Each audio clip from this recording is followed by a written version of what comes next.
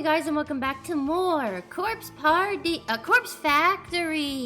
We have the dude on screen now. Before it was just the lady. Looks like the dude is gonna join forces with us. I think he's just as crazy as we are. Anyway, let's be crazy again. Yeah. My alarm erupts with a shrieking scream and scares me awaken. My eyes don't open immediately, and instead, I find myself tossing and turning, trying to bury my face in my pillow. I can't have more than 2 hours of sleep, and now it's already time to get up and go to work. How the hell am I supposed to function today? I drag my heavy body from my bed and slide into a pair of slippers sitting on the floor. With a yawn and a stretch, I leave my bedroom.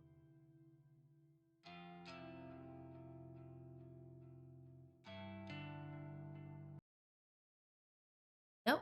I stand in the kitchen. Okay, I didn't mean to click. I open the refrigerator and stare blankly at the dismal contents. Dismal. A small tub of peach yogurt sits on the top shelf, and a half-empty jug of oolong tea rests at the bottom. Girly Pop, we gotta get you some cereal or some oatmeal or something. I grab the yogurt and peel it off. Without even fetching a spoon, I simply pour a little into my mouth. I consume about half the tiny portion and wipe my mouth before throwing the leftovers in a trash can. Do that. Makes me sad. That'll be enough to spike my energy for the morning. When you normally run on an empty stomach, any amount of calories can work as a pick-me-up. I take a mental note to collect 2 or 3 cans of coffee from the convenience store on my way home. They should carry me through the rest of the day. The rest of the early morning is spent applying makeup and getting dressed. I'm out the door at the same time as every other day. To stop myself from nodding off at my desk, I decide to rearrange my personal effects. Having something to focus on is a great way to fight off sleep.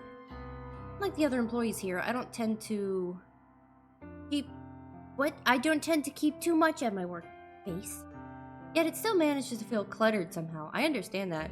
I feel like I'm constantly cleaning, and then things still feel cluttered. I never feel satisfied. Move over just a little. Next to my computer monitor are 3 little figurines that I collected from my toy capsule machine. They're a set of anthropomorphic coffee cans. Wait, what? That were released as a promotional campaign for my favorite coffee brand. That's amazing. Each figure is about the size of my thumb. They're cute little things, and when you put a coin into the capsule machine, you never know which character you're gonna get. So far, I've managed to collect Captain Cafe au lait, Lieutenant Long Black, and Madame Macchiato. Okay. I'm rebranding myself to Madame Macchiato. Macchiato? I'm rebranding myself to Macchiato. If I remember correctly, there are still 2 more things I need to get. Hopefully you can't hear my washer, I'm sorry. But the capsule machines seem to be out of rotation now because they've been replaced with a different series of toy. If I ever wanted to collect remaining figures, I'll probably need to buy them online. Oh well, I'm not super invested in having to own all of them. I give each tiny figure a bit of a dusting and then sit them back at my monitor. So they're all standing up straight and facing forward. Satisfied that they're tidy, I took the small tray of drawers that sits on the other side of my monitor. I mainly just store papers and office memos in them. They're not really big enough to hold anything much larger than documents. I rummage through the drawers and discard a few old notices that aren't relevant anymore. When I'm done, I file away a couple of loose papers that have been fluttering around my desk for the last week. With that complete, I straighten up my keyboard so it's parallel with my mouse pad, and I give the keyboard a thorough dusting and lean back in my chair to admire my work. The desk looks much nicer now. A clean workspace invites a state of clearer mind. Or so my coworkers would have me believe.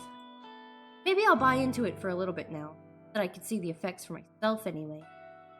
The corner of my eye catches a glimpse of blonde hair, and I turn to watch Tomoe enter the office. Enter.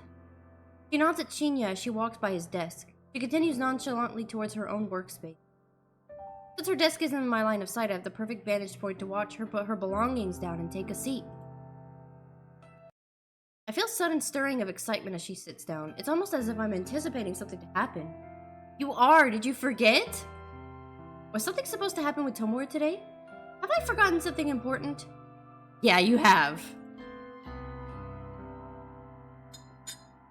My tired mind can't really focus on those thoughts. I try to ignore a mild surge of adrenaline that starts pulsating through me when she took her seat.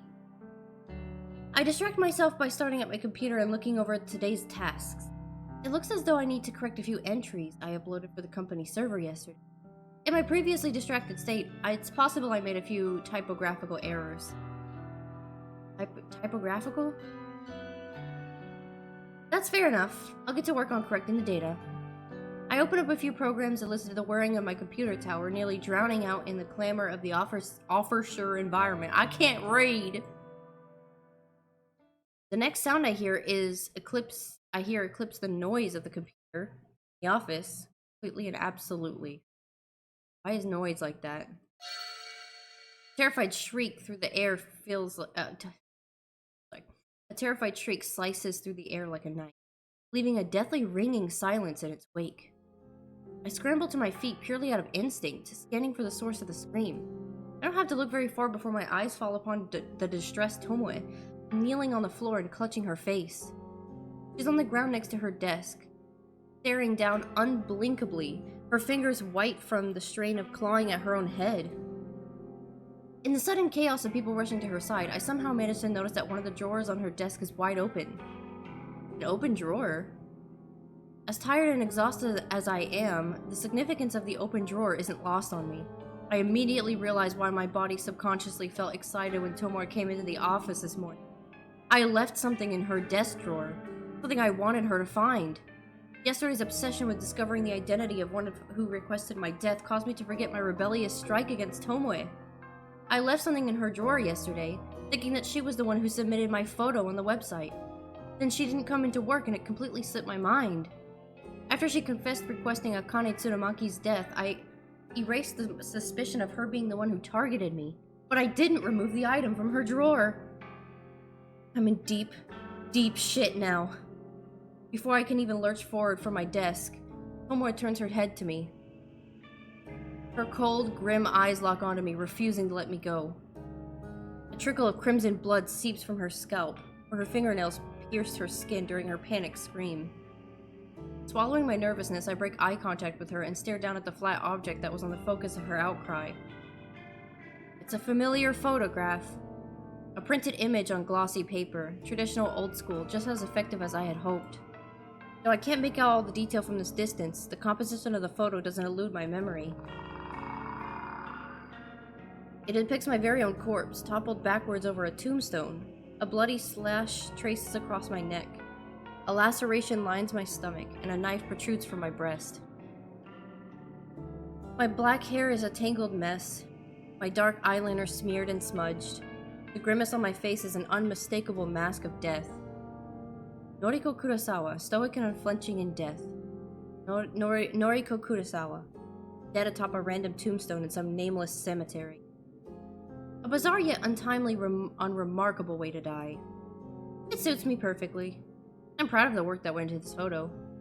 The objective was to punish Tomoe for requesting my death, to create a work of art so horrific that she would beg for forgiveness when she found me still breathing. But the scene playing out before me is unlike anything I had imagined. Tomoe's face scrunched up with hatred, the veins in her forehead threatening to burst and shower the office with a sanguine gore at any given moment.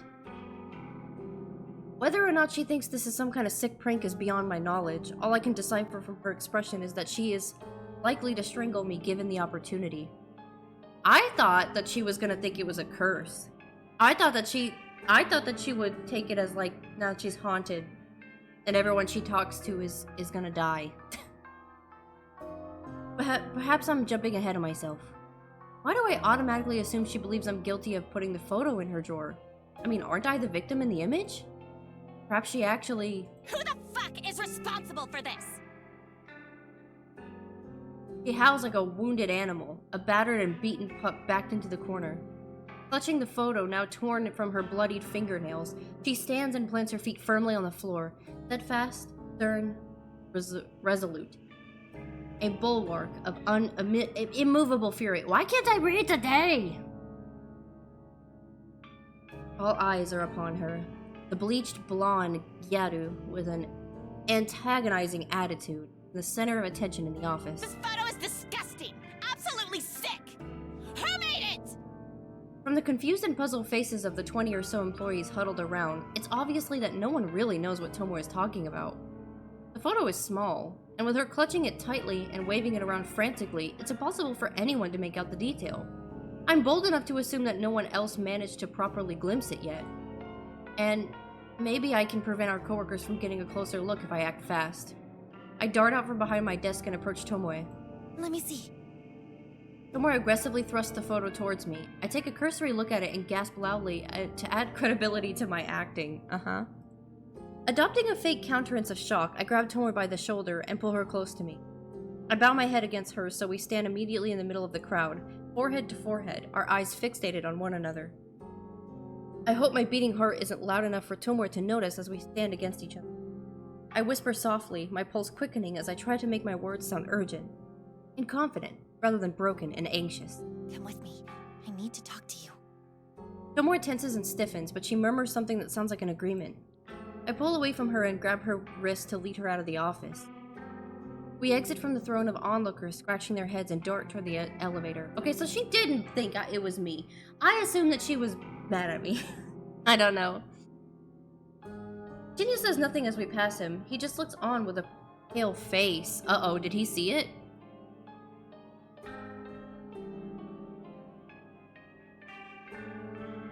The elevator ride down is silent and awkward, but eventually the doors open to reveal a ground floor lobby. We weave between the scattered couches and sculptures, making a frantic dash for the exit.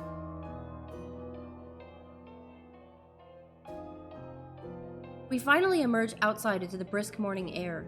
Trying hard to catch my breath, I notice that Tomoe isn't nearly as exhausted as I am. I want to chalk it up to my wheezing condition after a lack of sleep, but I know it's just an excuse for my poor physical fitness. Yeah, you don't eat. You have no energy. You are running on, like, coffee. You have zero energy. I wasn't trying to sound mean, by the way. I understand. Been there, done that. Tomoe is still holding onto the photo in her hand. She looks at it once more in disgust, and then faces me with one hand on her hip. You want to tell me what the fuck this is? Look, it's difficult to explain, but I'll try my best. I want to find out who planted this in my drawer! And look at this! She thrusts the photo at me once again. She uses the point of her thumb to indicate the timestamp printed at the bottom of the image. It's got yesterday's date on it. A photo of your dead body, as if you've already been killed. But here you stand. Sure enough, the photo bears yesterday's date. The time states 9:06 p.m. I marked it as such when I was under the belief that Tomoe would find it yesterday morning. I wanted her to anxiously wait out the day until my death accompanied the rising moon. Since it didn't go down the way I planned, the confusion of Tomoe's face is now self-explanatory. I just can't believe that corpse girl wants you dead. What did she say? Huh? This is just like what happened to Akane Tsurumaki when I requested her death. The police found a photo of her own dead body on her phone when they investigated how she died. What? Is this public knowledge? How did I not know this? And now you've got a similar photo. Does that mean Corpse Girl is trying to kill ya? But it doesn't make sense. It's already past the time it says here. And why was the photo in my desk drawer? What do I gotta do with it? I'm still reeling from the information about Akane Tsurumaki. The police discovered the corpse photo on her phone? Of course they did. Of course they would investigate her death. It was foolish of me to assume the photo wouldn't come to light. Tomoe grits her teeth and tenderly touches a finger to the bloody cut on her scalp. The place her fingernails slashed in anguish. She looks at her fingertips in revulsion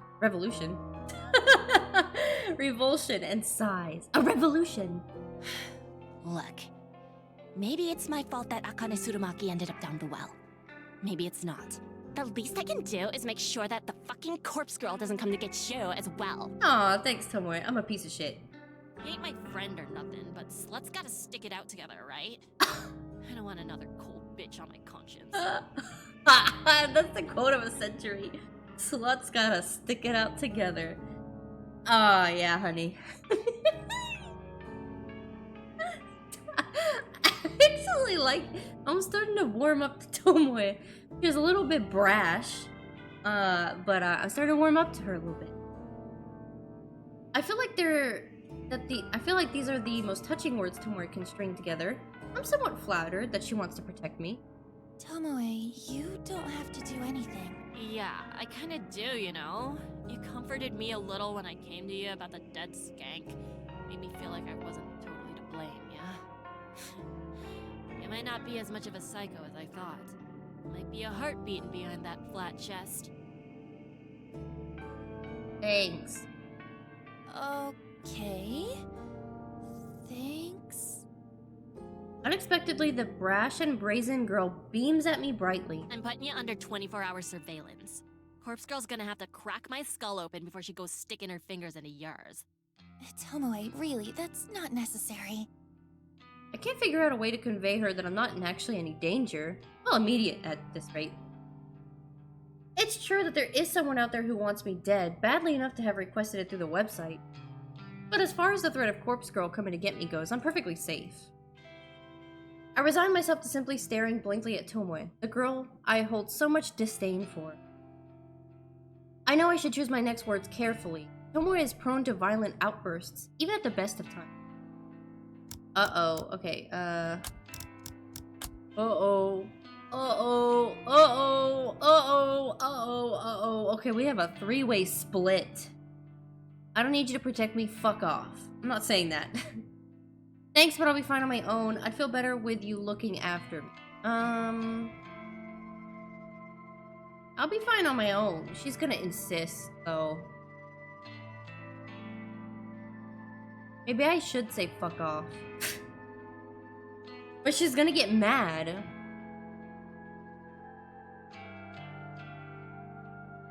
She's gonna get mad either way. I'll be fine. Thanks, but I'll be fine on my own.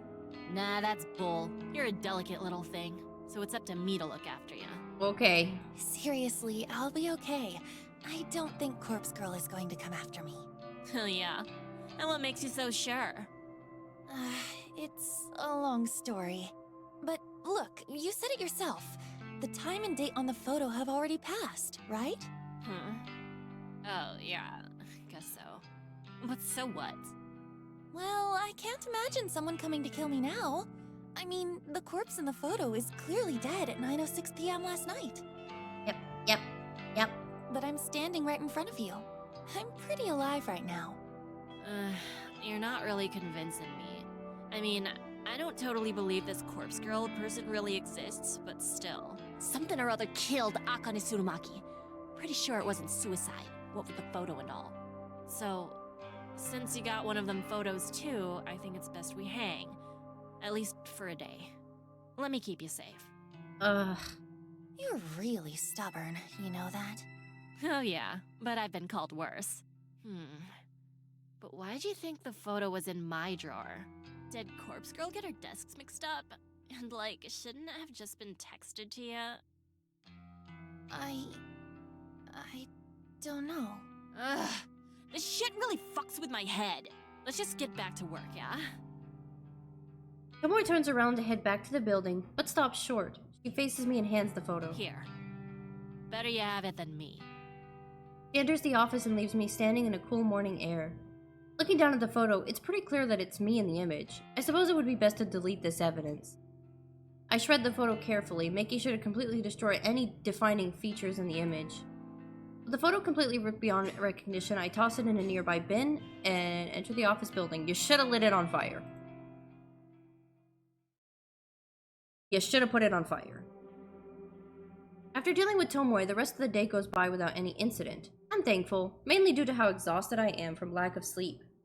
When I finally get home, I crouch on the couch and watch the sun vanish from the sky. It's late, but I can still make most of the night if I pull myself up from the couch. With great effort, I manage to stand and make my way to the kitchen to brew a cup of tea. In my mind, I run through a list of things that I could do during my free time tonight. I should check my website requests, take a bath, or maybe get back to reading Strange Flower. Whatever I end up doing, I'm just relieved the day is over. With steaming cup of green tea in my hand, I retreat to my room and leave the outside world to continue turning without me.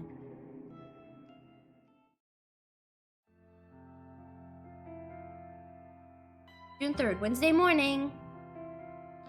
Another dull morning in the office. The chatter of people talking on the phone, the humming of the air conditioner, the tapping of fingers against keyboards. If I didn't have music to drown out the white noise, I'd probably go mad from being exposed to it every day. I don't know how anyone else deals with it. Thanks to a good night's rest, I've been able to work diligently so far. I've completed a few tasks already, but there's still a lot more work to do. As I continue to pulverize my keyboard's thin, brittle fingers... My keyboard with thin... My keyboard with thin, brittle fingers, I look over the office floor to see who's around.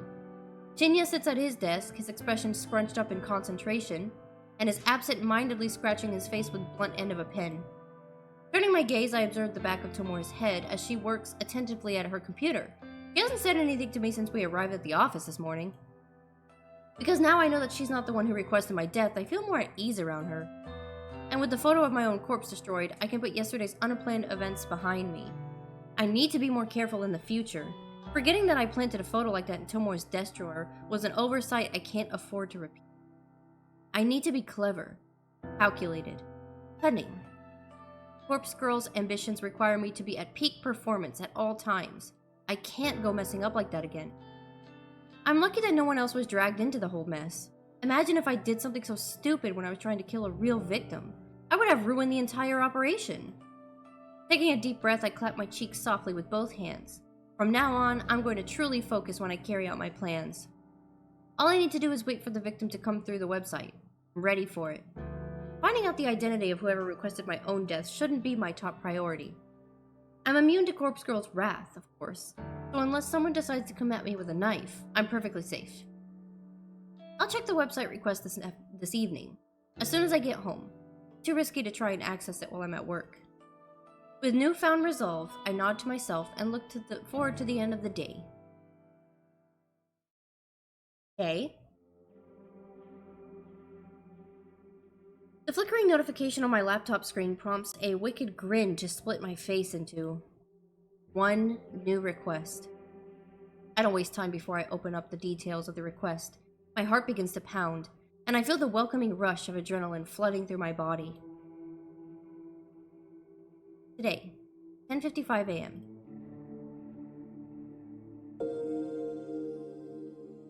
My eyes widen at the sight of the uploaded photo. Two people. Two identical women. Twins? Identical twins at that. The woman on the left is circled in red. She is the obvious requested victim, but without knowing them personally, it's impossible to distinguish the two. They both have the same stunning features, lustrous hair, and a contagious smile. This is truly an interesting request. I immediately jump to the conclusion that one twin wants the other dead. That's not the only possibility, but I'd like to think it's the one that makes it most exciting. This type of request only serves to reinforce my resolve. I can't wait to start gouging out the victim's eyes. She will leave behind a truly beautiful corpse. Okay. As I wait for my secret weapon, the database of the deceased, up, my phone tingles beside me on the couch. It's a noise message from none other than Kojiro. What are the chances, right? Hey, you there? About last time. Hi. Hey, that guy. Ichi Hanada? Gone today. Is that so? Where'd he go? Cremated. Family didn't collect him. Limited space. You know how it is. I don't quite know why Kojiro decided to tell me this. I suppose he still thinks I requested Ichi's death, so... I see. More names? What? Want me to look more names? Corpse Girl's victims? Sorry, I don't have any more names for you. Shame. Tell me if you request more deaths. Oh. And... do you know her identity? Who? Corpse Girl? Yes. No. Sorry. I don't know who she is. Okay. Is it you? jeez. Are we back at this again? No, it's not me. I'm not as clever as all that. Okay. How does she kill? I'm not sure. Okay. What do you want? What do you know? LOL. All I know is that the victim receives a photo of their own corpse before they die. Everyone knows that. My dog knows that. It's her calling card. You had a request fulfilled. Tell me more. I don't know what else to tell you. Lame. Okay. By the way, BTWs. I saw the photo. What photo? Eiichi Hanada. Photo on his phone. The calling card. Huh? How did Kojiro see it? Sure, he deals with dead bodies, but surely personal possessions are removed from the deceased before they enter the morgue. I need to play it cool here and not invite any more suspicion on myself. Are you talking about the photo that the corpse girls supposedly sent their victims?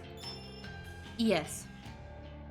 Funny thing, was definitely the guy, but photo didn't match cause of death. Photo didn't match cause of death. I remember crafting Eiichi Hanada's photo, of course. It wasn't that long ago. I used the base image of a corpse with dismembered legs hanging over a power line. It was a memorial image, after all. A memorable, sorry. It made a fearsome sight. But it's not something that could be easily replicated by suicide or murder by that fact. So, I never really expected Eiichi to wind up looking like the photo. From what I read in his obituary, he died in a traffic accident. He must have been driving, or he was a pedestrian. Either way, it was likely a collision with a vehicle. For starters, cadaver has still both legs. No legs in the photo. Did you know that? No, I didn't know. I haven't seen the photo you're talking about. You haven't? Interesting. So Corpse Girl doesn't share the requester. Hang on. Okay. So only the victim sees the photo. Here. Kojiro shares a photo in chat. Oh god. Sure enough, it's a snapshot of the corpse photo I produced for Eiichi Hanada. He must have copied it from the victim's phone. The photo from Corpse Girl. Compare to this.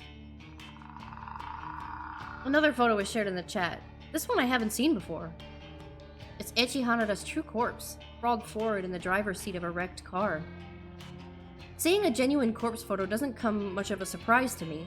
After all, I spent countless hours trawling through the database of the deceased.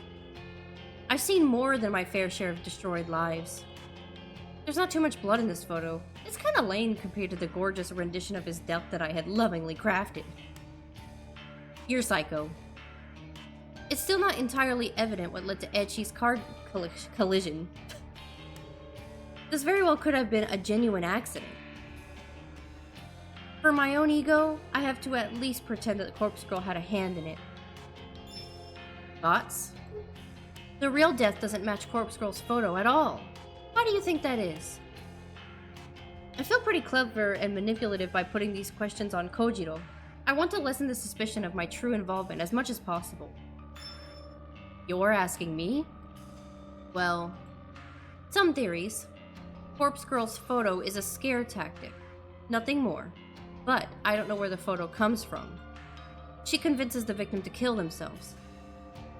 What the hell? How could this very first theory be right on the money? Just who is this guy? Is he stalking me or something? Does he actually know the truth? Second theory. Corpse Girl comes after victims, but a genuine accident happens first. Eiichi Hanada died before she got to him. The second theory is off the mark, but I can see why he came to that conclusion. Regardless, this is the theory I want him to believe. I think the second theory is most likely. Why would someone kill themselves from seeing a photo? Doubting my own methods like this leaves a sour taste in my mouth. Not that simple. Photo is personal and time-stamped. Adds urgency, realism. Could be effective, especially in some anxious or gullible. He's right, of course.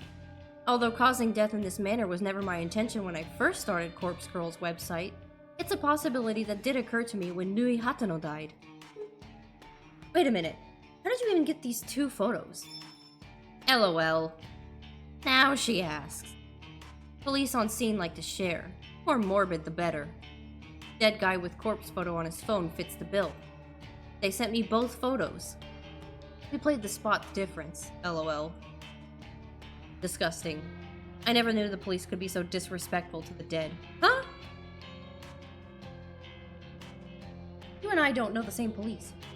While I can't really talk, at the very least, I'm not in that line of work. Anyway, coffee? Huh? Get coffee with me. Yes, Daddy. Yes or no?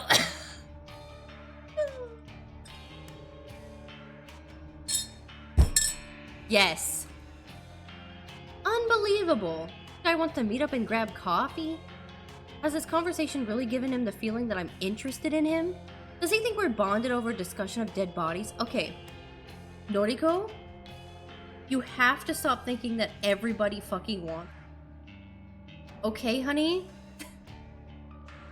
Maybe he just wants to talk because you're like you're our core. Well, okay. I believe if he doesn't know anything about us, I think he just wants to talk to us because we supposedly requested a death. He wants more information. That's it. I'm about to tell him no, but some part of me hesitates and halts my fingers. Kojiro has 2 connections. The morgue. Police. It's not inconceivable that he might be a useful tool in the future. At this stage, I'm about 80% sure he doesn't know my true identity. It might be safe to meet up with him. On the other hand, I get the impression that even if he did know who I really am, he'd only be impressed. It's a gamble. It could be beneficial, or it could lead me to being caught out. I might even get arrested for my involvement in 3 deaths. Though, is what I'm doing really illegal? I'm not sure. But I don't want a jury to take my side. I don't think a jury would take my side. That's why I have to err on the side of caution at times like this. Yeah, reading. Kojiro. Okay, let's meet. I type the words and sit hen before...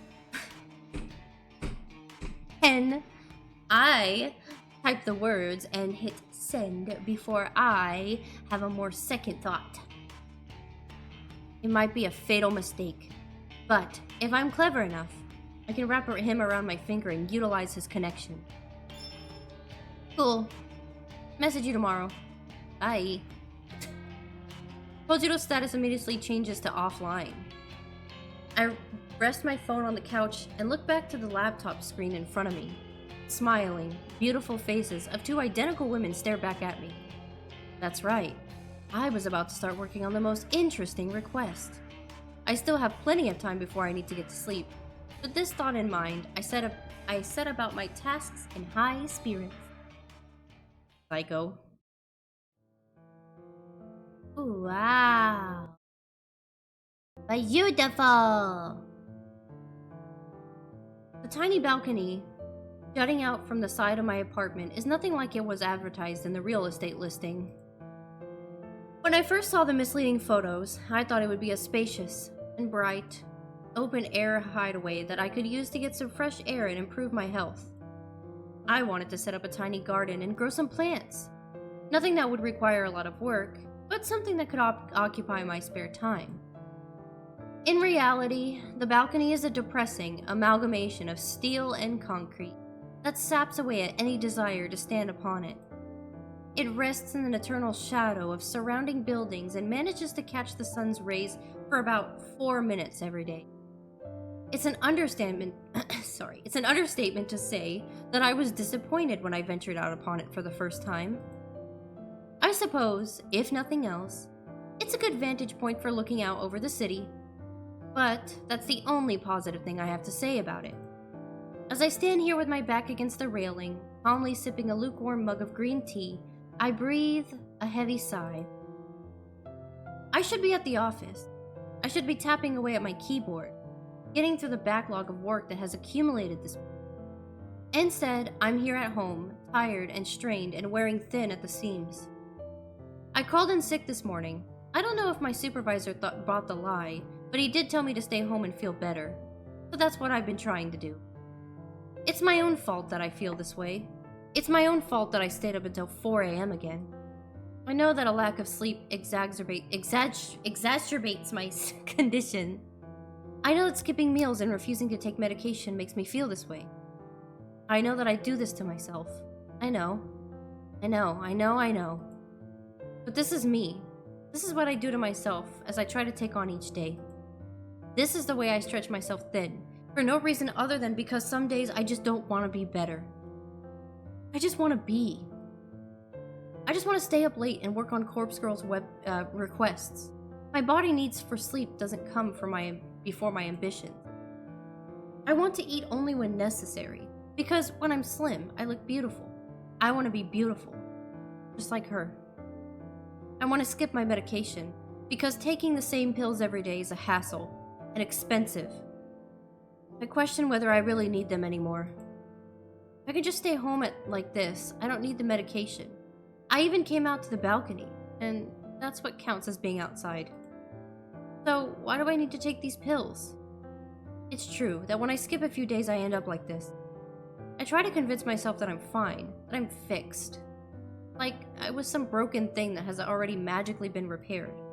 But I end up staying inside all day with the curtains shut and my eyes locked on a screen. I know when I stay on top of my medication I can go to work in the park, in the library, without a second thought. I can get on that train and not worry about strangers breathing on me or touching me. I can go to the convenience store and leisurely look around. I even went to that restaurant last week and read a book while eating dinner. And no one even tried to cut me or abduct me. And no one tried to strangle themselves in front of me in Yuriko. Can I really only go out and do normal things because some tiny pills that a doctor said I need? Can I do those things because I'm actually better now? Maybe I was never unwell in the first place. Not irrational, just cautious, careful, concerned. Okay. Why? The more that I am reading into this girl. Why is this me? Sorry. I'm gonna have to put a disclaimer on this video for mental health, but I will be honest with you guys. I think I mentioned this in earlier episodes. I myself struggled with eating disorders when I was younger. Struggling when I was 17 all the way until I was about 23. And I'm better now in that department, but it also sounds like Noriko struggles with anxiety of some sort. Maybe. She could be struggling with something else like depression as well, but I think one of the most common things that a lot of people struggle with is anxiety and depression, so yikes on bikes. Some things that I've also struggled with my entire life. Love it. I realize that my mug is empty when I bring it to my lips and taste nothing but the slightly waxy, unpleasant sensation of smudged lipstick. Mmm. Yum yum. Well, I've been outside for long enough anyway. I'll go inside since it's getting late. Plus, I have the feeling that someone on the street below has been watching me and is waiting to climb up on my balcony. I think nobody's there, honey. It's okay. I enter my apartment, set the mug aside, and retreat into my bedroom. My phone is where I left it, sitting face up and begging for my undivided attention. I snatch it up, unlocking the screen. I'm greeted by the last webpage I left open. It's my custom-made news alert for obituaries. From tomorrow morning, I'll be anxiously awaiting news of my latest victim's fate. I timestamped the photo with tomorrow's date, June 5th, 9:01 a.m. The unlucky twin had already received the photo I sent out earlier today. After sending a photo, I always hide the burner phone out in the unused shed behind my apartment building. Getting the phone into the shed this morning was rather difficult. I had to cover up my face with my hands and some old clothes, and I waited until nobody was in sight before dashing it as fast as I could. It took me a good 10 minutes to collect myself inside the shed before I could rush back into my apartment and lock the door behind me. I don't think anyone tried to follow me. However, I know that I'm going to need to retrieve the phone again tomorrow and dispose of it. I'll check it for a reply from the victim, of course. Not that they ever reply. Then I'll destroy the SIM and discard the phone like I always do.